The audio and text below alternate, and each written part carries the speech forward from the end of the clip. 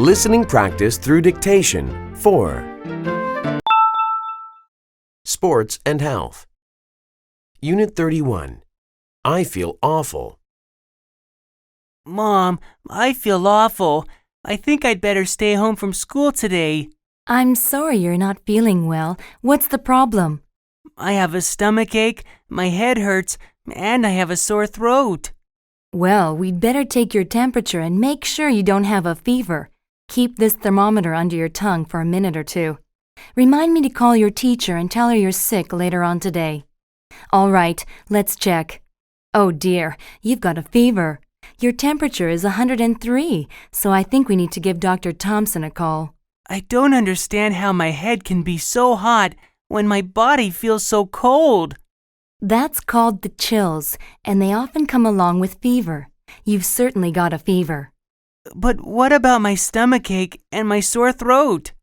Well, that's another reason we need to go see Dr. Thompson, because when you have a stomachache, fever, chills, and a sore throat, it usually means that you have something more serious than a common cold. I think you've probably got the flu. I hope it's not too serious, because we've got a basketball game Thursday, and the coach told me that I'll probably start. If you want to recover from the flu in time for your game, you'd better get plenty of rest, take the medicine the doctor gives you, and drink plenty of water. I promise I will, Mom. But let's go and see Dr. Thompson now. Unit 32. Why do we sneeze? A sneeze is a very interesting thing. We use many different muscles when we sneeze. These include stomach muscles, throat muscles, and eye muscles. Remember, our eyes always close during a sneeze. A sneeze begins when something gets inside your nose, like a tiny particle of dust. Your nose sends a message to your brain. Your brain sends messages to the muscles, getting them to work together in the correct order. When you sneeze, the dust that was in your nose flies out as fast as 100 miles an hour. Usually, something like dust or cold air makes us sneeze, but some people sneeze whenever they look at the sun. Some people think that your heart stops when you sneeze. Actually, it really doesn't, but sometimes it might feel like it does. After someone sneezes, people often say, "Bless you," or "God bless you." To bless someone means to wish them good and special things. Why do people say this? Long ago, people believed that this saying kept bad things from flying down your throat. Another story is that people thought this saying would help keep the person who sneezed from getting a very serious disease called the plague. At that time, the plague was killing thousands of people. It was thought that saying "God bless you" would protect people from getting this awful disease. Today, the saying is simply a nice way to wish someone well. Unit 33. Skiing and snowboarding. My name is Michael Bryce, and I love to ski and snowboard. I am 16 years old, and I have been skiing since I was 5 and snowboarding since I was 8. Both my parents like skiing, and my older brother likes snowboarding. In my opinion, snowboarding is more fun and exciting than skiing. When I ski, it feels really easy to control where I go and how I move. The ski poles make it very simple to change my direction. There are no poles in snowboarding, however, so when you snowboard, you have to understand the snow very well to make sure you don't fall. The feeling I get while I'm snowboarding is more exciting than when I'm skiing, because I like having less control. I enjoy the challenge. I never know what's going to happen. This makes it more exciting. Some people think that the reduced amount of control in snowboarding makes the sport more dangerous. But in my opinion, snowboarding is actually safer than skiing, because when you ski, you are standing on 2 skis. If you fall while on skis, it is very easy to break your bones by getting your skis stuck in the snow. On a snowboard, your legs stay together even when you fall. While I still love to ski, I like snowboarding much better. It is more fun and exciting, and maybe even safer than skiing. Unit 34. A nice cup of tea. Could I offer you a cup of tea? Yes, thank you very much. What kind do you have? I have Earl Grey, English breakfast, Irish breakfast, and Darjeeling. Those are all black teas. Do you have any green tea? I'm sorry, I don't really like green tea. How could you not like green tea? It's so much easier to drink than black tea. I just don't think green tea tastes as good as black tea. Green tea has a simple flavor, but black tea has many kinds of flavors. Well, I don't taste many flavors when I drink black tea. It just tastes bitter to me. Then you should drink more black tea, because after drinking it for a while, you begin to appreciate its flavor. Whatever its flavor, black tea can't be nearly as healthy as green tea. I read about a study last week that showed people who drink green tea are less likely to get serious diseases like cancer or heart disease. Well, history tells us that in the past, good black tea has been considered more valuable than gold. Wars have been started over it. Really? Which wars? The American Revolution. The American Revolution had nothing to do with tea. One of the things that started the Revolutionary War was an incident where a group of Americans dumped a British shipment of tea into the ocean in Boston. This was called the Boston Tea Party, and it had nothing to do with green tea. Unit 35. The Injury. I've just returned from the doctor's office, and he told me that because of my injury, I will have to miss the next 2 weeks of basketball. I'm really disappointed. Last night, I hurt my ankle during a very exciting game against West High School. It was 5 minutes before the end of the game. The score was 60-60. I had the ball, and I heard my coach shouting at me to shoot. So I started to jump, but suddenly I found myself lying flat on my back on the court. A West High player had accidentally knocked me down. I tried to stand up, but my ankle hurt so much that I was unable to walk. 2 of my teammates had to help me leave the court. My ankle started to swell up, so the team doctor brought me a bag of ice to put on it. The ice was cold, but it felt good on my ankle. When the swelling on my ankle reduced a little, my coach asked the doctor if he thought I would be able to play anymore. But the doctor replied that I would have to sit out the rest of the game and come to see him the next day. Not only did I receive an injury, but we also lost the game by a score of 68-66. What a disappointing night. Travel and Transport. Unit 36. Moving. Hey, Sheena, I haven't seen you for ages. What's new? Where are you going with all those suitcases? Hi, Mark.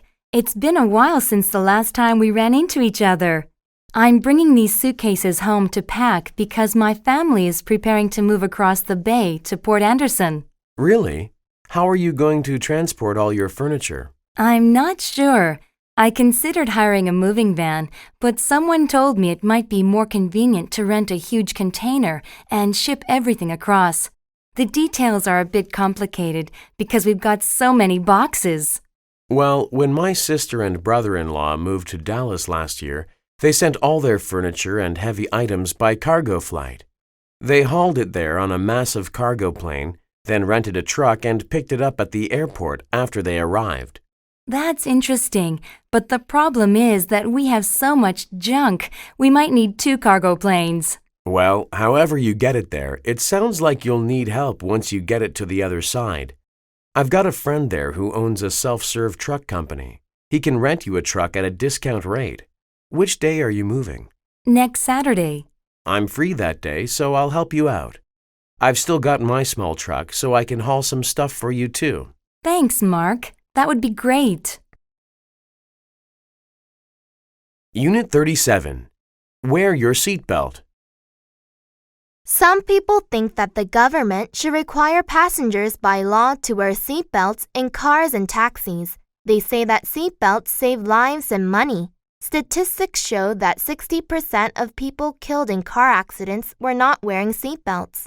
Statistics also show that most people who wear seatbelts survive. In the past 30 years, seatbelts have saved almost $600 billion in medical costs.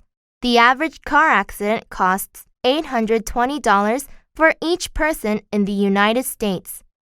Some states require people to wear seatbelts. In those states, about 80% of the passengers follow the law. However, other people think it's wrong to require seatbelt use by law. They say that passengers should decide for themselves. Many of these people agree that seatbelts save lives, but they don't think the government has the right to force people to wear them.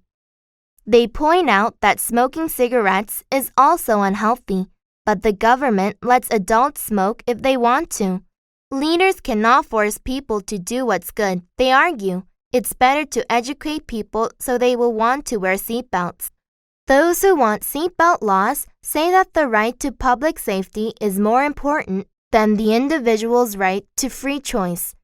But their opponents say people must be careful to protect their individual rights. They should decide how to live their lives, not the government. What is your opinion on this? Unit 38. Going on vacation. Hey, Carl. I'm surprised to see you here. Jeremy told me that you were on vacation. Hi, Shelley. We were visiting some relatives in Sydney, but we returned last night. Oh, I've wanted to go to Australia ever since I was little. Tell me what it was like. It was fantastic. We fed kangaroos, walked through rainforests, and swam in the ocean. What was really great was when we took a train to Brisbane to see the Great Barrier Reef. I've heard that flights to Australia are pretty expensive. My dad knows someone who works for Qantas Airlines, so we were able to get a good deal. The tickets were only $800 per person for a round trip. Wow, that is a good deal.